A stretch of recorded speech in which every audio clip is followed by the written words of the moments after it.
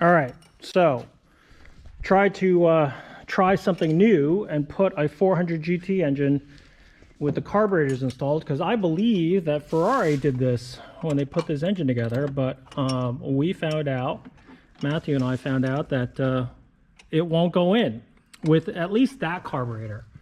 So there's no room for that carburetor to go in. So it kind of destroyed my whole theory that Ferrari installed these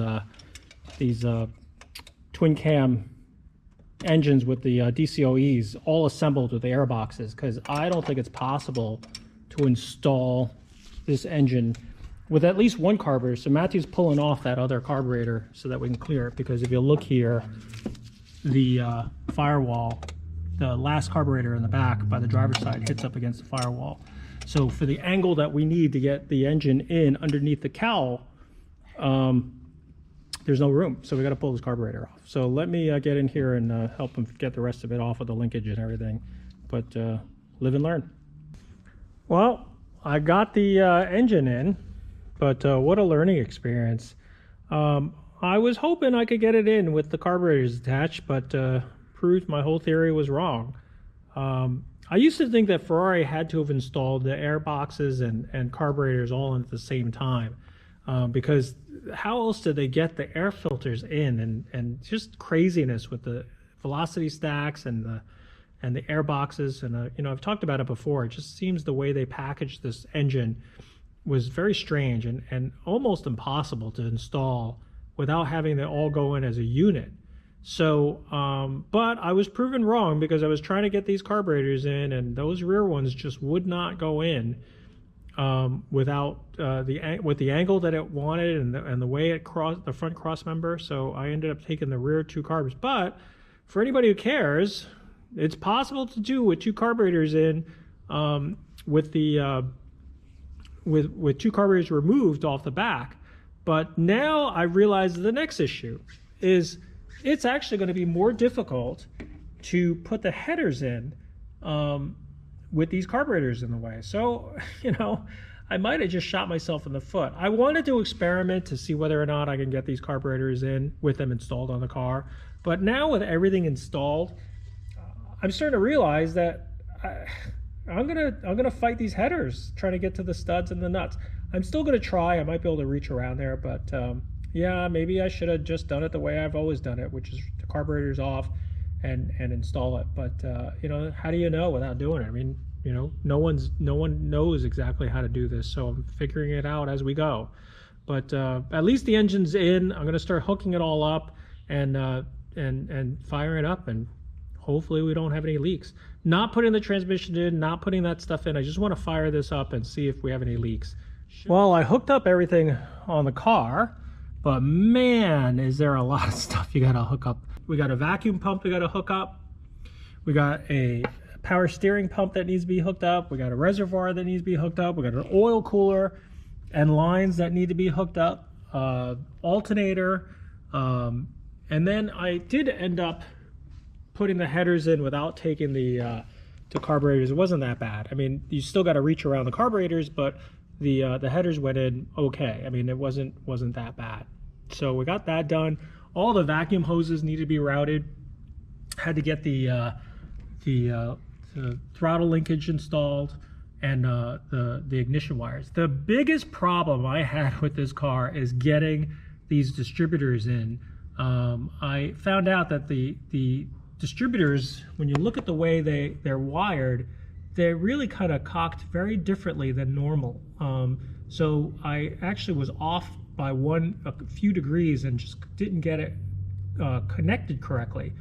So luckily, I hadn't put this transmission in, so I can actually go to these distributors from the back and pull them off, pull the angle drives off.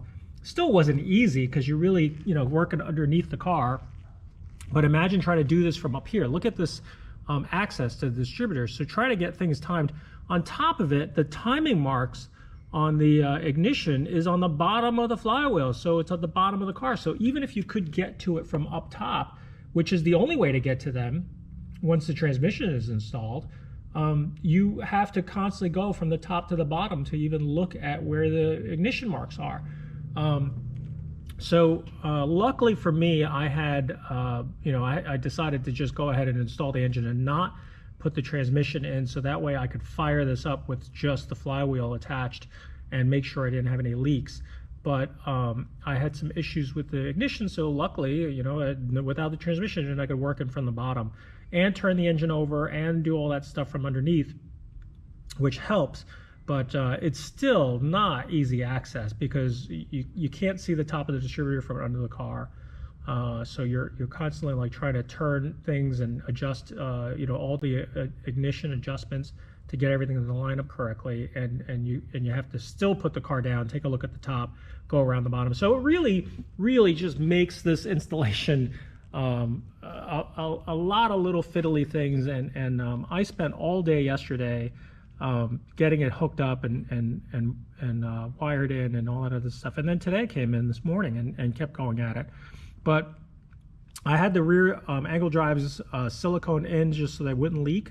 So I'm just letting that dry, and hopefully this thing will fire up and we should be okay. I did fire it up quickly when I found out the ignition was not right. And so far it looks like it's not leaking anything. But I'm going to run this up and get some more temperature into it and double check to make sure everything else is fine. But one thing I did notice while I was here was the brake fluid. Holy crap, that brake fluid was dark. So I said, well, since I'm here and I'm just working on the car, I'm going to just gravity bleed it a little bit. So I'm letting this drain a little bit and drain out some of this fluid. And you could see just what's in there is pretty dark, and it's slowly dripping out of there. Trying to siphon it out of this, so the way it's split in here is kind of difficult, and I'm just going to let it drain through. I've got time to do it, and I'm doing other things, so I'm just going to go ahead and let it drain. But you definitely need to change this fluid out. It's due. It's been a while, so I'm going to try to swap out the fluid while the car is sitting here and I'm working on everything else. But we're getting there. It's firing up soon. All right, so here we go. I'm going to start it up. This is not the first time I started. I have to admit, I had a little issue with the timing before, so I retimed it, got it together, so it should start a little bit better. But it's still, one of the first few times that I'm actually starting it. So here we go. I don't know if oh no, do I have the ground cable in? Nope, I don't have the ground cable in. Let me get the ground cable in. Okay, here's take two.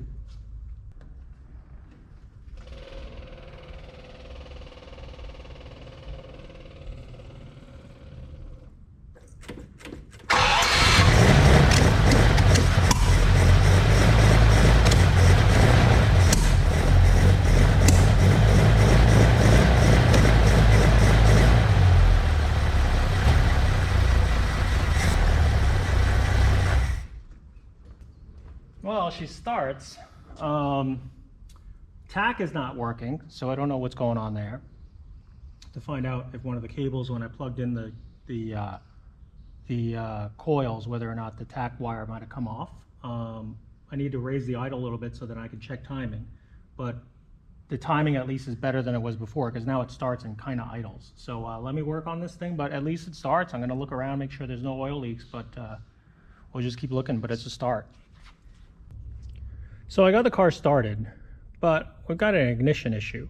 I said that the tack wasn't running, and I think something's going on this distributor on the left side. I don't know why, but the other problem with this car is trying to diagnose this car because of the way everything's laid out. It just makes everything that much harder. Oh my God. I'll give you an example. So I wanted to just double check. Quick thing usually is that if you have a problem with the ignition, it could be a coil or it could be something. So just to eliminate issues, just swap the coils or swap the wire from the distributor and swap them to the coils. Well, that in another car is relatively easy, but on this car, the coils are tucked up way up under here along with the distributors. So in order for me to get to the wire on the distributor, the one over on the left side is easy to get to because it's on the top of the distributor, but the one on the right distributor is on the bottom. Well, you can't get to it from the top. Well, you can if you have to, but since I have the car up on a lift, it's easier for me to get to the back side of the engine when the transmission's not installed right now. So I have to raise the car to disconnect the passenger side distributor. I have to lower the car to get to the left side distributor, and then I can connect the left distributor or disconnect the left distributor on the front coil, but then the rear coil I really can't get to from the top. You kind of can, but it's easier to get from the bottom. And of course, as you're trying to reach for these tiny little nuts and screws, you drop them, and then you have to lift the car up to go find the screw. And just swapping the wires from one distributor to the other coil takes 3 times longer because of the way this engine is laid out. I know I sound like I'm complaining, but I'm basically trying to explain why everything on these engines, these DCOE type twin cam V12 engines, just takes so much time, and people just don't like working on them because it's like just simple coil swaps, or just simple to pop the cap off the distributors. You have trouble trying to get to them. So I got to figure something out. I got it kind of, I did swap the coils, and same problem. The problem didn't follow. In other words, this side, for some reason, is firing no problem. Like the headers, I can feel them getting hot. I can feel them, obviously everything's burning and everything's fine. And the reason why it's idling so low is because that side is not really firing. Now, the strange part about it is the front 4 cylinders are kind of firing. They're not great, but they're kind of firing. But the rear 2 on this carburetor, for some reason, is ice cold. So I said, well, maybe it's just the carburetors. I mean, it's just 2. So I looked at the carburetors getting fuel. It usually doesn't just, maybe it's just coincidental that these two cylinders in the back are not firing. But I still think it's ignition. I've got to look a little bit further. I think something's going on with the distributor because, like I said, when I first started diagnosing or found a problem, is that the tach wasn't working. Well, when I swapped the distributors, the tach started working. So I still think it's ignition, even though it seems like I'm chasing a red herring on this 2 back carburetors or 2 back cylinders not firing. Something's going on where it's not firing. And then when you think it through, it shouldn't be points, at least if the points, I don't know why. I mean, the points are, there's only one set in here, so they're firing all 6 cylinders. So I'm just kind of talking out loud, but mainly I'm still diagnosing. So hopefully I'll get somewhere with this soon. So we needed new spark plug wires for the 400GT. The old ones were kind of ohmed out. They just didn't have the right resistance. And the other problem is I think they were original. I mean, I looked at it and they don't look like they've ever been changed. And one of the big differences is the way they're labeled. So the original spark plug cables had these little tags on the end of them. So what happens is you could see these little tags, and they labeled them 1 through 6 on one side, and then up at the spark plug side, where the cap side, they're also labeled, and they have, they're written here, like you can see this is a number 3 on it, and number 5 there. But when I got the new spark plug wires, the labels are very different. That's the first problem. The second problem is there's 2 sets. There's one set that's 1 through 6, and then the other set is 7 through 12. Yes, they're the same. It's 2 6-cylinder engines, but they all came labeled. I don't know if they sell 7 through 12, but I got 2 sets of 1 through 6. So, and also none of the clips are exactly the same. And the only thing that I'm paying for is red wires with this plastic, or this kind of rubber sheathing on it. $200 a set, or it's $200 each, so it's $400 a pair. And then the labels aren't right, or the labels are what they say are good enough, but they're not obviously the original labels. So what did I do for the last hour or so? I transferred these tags over to the new cap and took all these wires apart and rewired them. You know, so even with $400, it's still time to get it all right. Now, should I have changed the labels? Well, you know, these original labels are here, and I'm going to salvage what I can, because it's only original ones. And if you throw those labels out and put these on there, I'm going to know it's not right. So I went ahead and just started transferring everything over. But that's what it takes to get the details right. Well, I got the transmission in and the rear axle in, and got the car started, but I had a couple issues. This oil line right here developed a leak. So I started to notice that it started to get a little wet, but it was dry at the fitting there, and also at the cooler line it was fine. So I think the hose is actually leaking itself. Obviously this hose is you know, 50 years old, but it was a good thing that I didn't put the air compressor in, or the air conditioner compressor, because I would have never, may not have seen the leak except from underneath, and then B, it would have been impossible to get to, because I wouldn't have been able to get a wrench on that fitting there with the air conditioner compressor in the way. So I mean, again, it was kind of good not to reassemble the whole car and fire it up. But if that's the worst oil leak, then I'll take it. But let me get that oil line out before I do anything else. I don't want it to get worse and then, you know, get everything else all oily and stuff. So I let the car sit for a couple days to let it drain, hopefully, and we'll see how much it leaks when I disconnect these lines. Well, I got the line out, and I think you could just see the leak. I mean, it's wetter right there, and that's exactly where it was dripping. The lines and the fittings themselves were fine. So now I just got to get a hose guy to replace this hose. You know, it's that braided stainless steel Aeroquip stuff, but I think these fittings are different, and I don't know enough about these oil line fittings if you can actually get these fittings. So usually what I do is, this guy that I use locally, which I haven't been to in a year or two, which after what I've been through with the flywheel, I'm afraid he's not there anymore, but I'm gonna go out and check to make sure he can do it. But the last time I had an oil hose like this go bad, he was able to save the fitting and was able to put a new hose on it. So let's hope he can do it, and let's hope he's still there. So I'm gonna head over there. All right, well, I'm back from the hose place. Could not find braided hose, but they had this petroleum safe hose.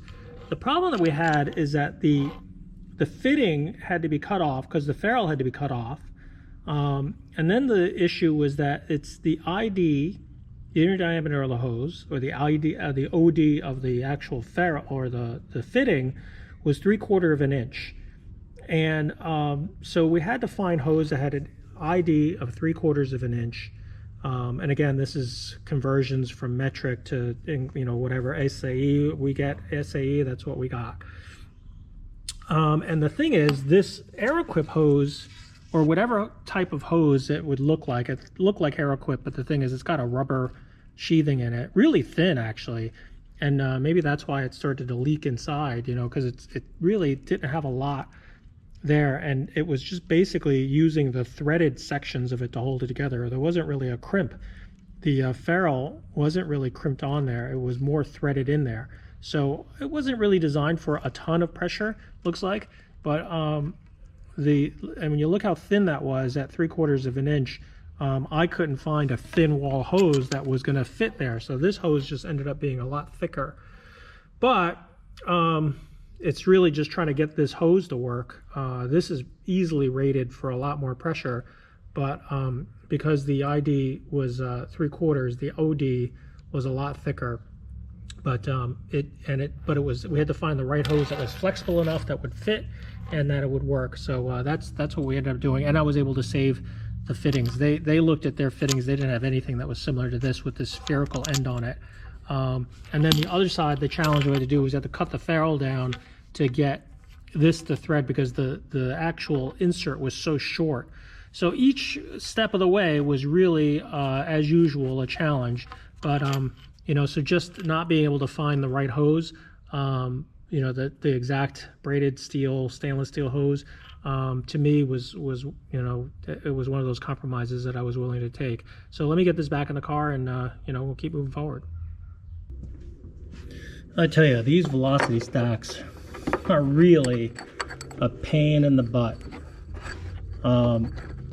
The best way was to glue the gaskets into place, and then you just kind of have to individually thread these bolts and screws in. I can't see any of this because the camera is inside the airbox, so I basically just have to feel everything as I get my hands inside here. And the lighting keeps changing simply because, let me see if I can get a better light in there, because you know, you got to move everything out of the way. But anyway, yeah, these velocity stacks are a real pain in the ass. Originally they came with studs, which, if you think about it, if you had to get a nut up inside of here and you can't really get it's so hard to get a socket on there to hold that nut, or even a wrench for that matter. You know, some of them you can, some of you can't. So a lot of people through the years have changed the top studs into bolts, which they've done here. It makes it a little bit easier, but certainly not way easier, just simply because you still have to get something to hold that nut on the other side, because once the bolt is in, then I have to get my hand up underneath to hold it in place with a wrench or something, and then put the nut on the other side of the carburetor. But it's just not easy, and it's just one after another. And like I said before, it's like the wire inside of here, if it's an old air filter and it gets moved because it gets deformed just trying to get the airbox, because this has to go in before you put the airbox in, because you can't take this filter out because it hits up against this brake booster. So the filter has to be installed in the box before you put it in, but then it kind of has to deform, because to get around the booster, it kind of squishes in there and it gets deformed one way or another. You can see it's already deforming here a little bit from the last time it was pulled out by a previous shot, but each time this wire mesh gets bent, it can get frayed. And it cuts the crap out of your hands, because these little wires, when they break off, they're like little razor blades. So yeah, a lot of things to be desired about putting these air filters in. But I'm just going to keep moving on and trying to get this thing done.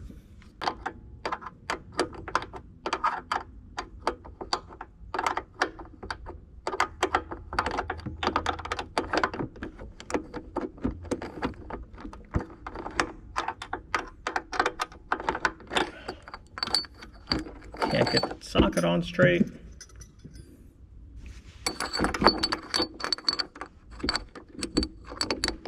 See if I can hold it in place with a little wrench.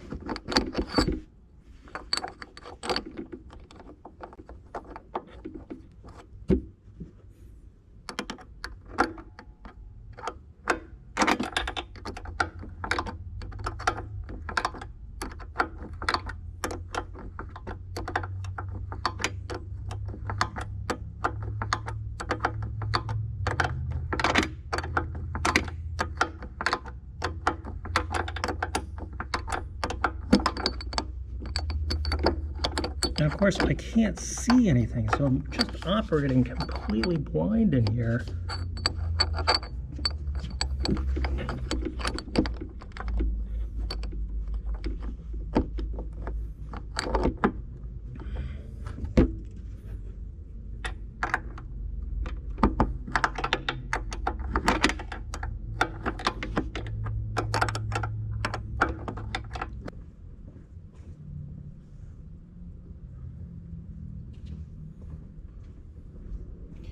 Each one of these air horns are a particular shape. You can see this one has a notch in it, and that goes in this little relief hole over here. So you have to make sure that the right ones go in the right places, also that they're oriented in the right way, because they got to go in this way because you can also put them in this way, and then they'll be upside down, and then you can see that they're pointed in the wrong direction. So you gotta pay attention to make sure that they're all inserted correctly.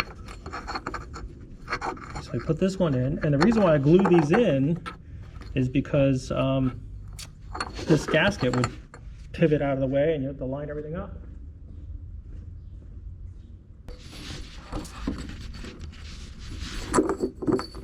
Well, I'm gonna have to shut you down because not enough room to put my hands in there and shoot at the same time. But yeah, almost done with one side. Well, actually, I'm only a third of the way done.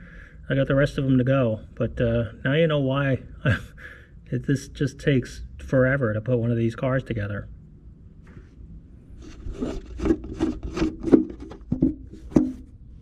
So I'm still working on the 400 GT. Got everything back together. It looks pretty leak free. I've got one little leak I got to address. I think it's one of the return pipes that's going back into the engine block somewhere, and I've got to just tighten it up and get to it. But of course, everything access on these engines is not easy, so it's going to take a little bit of figuring out. But anyway, I got it going to the point where I can actually start it pretty easily. Here, let me show you.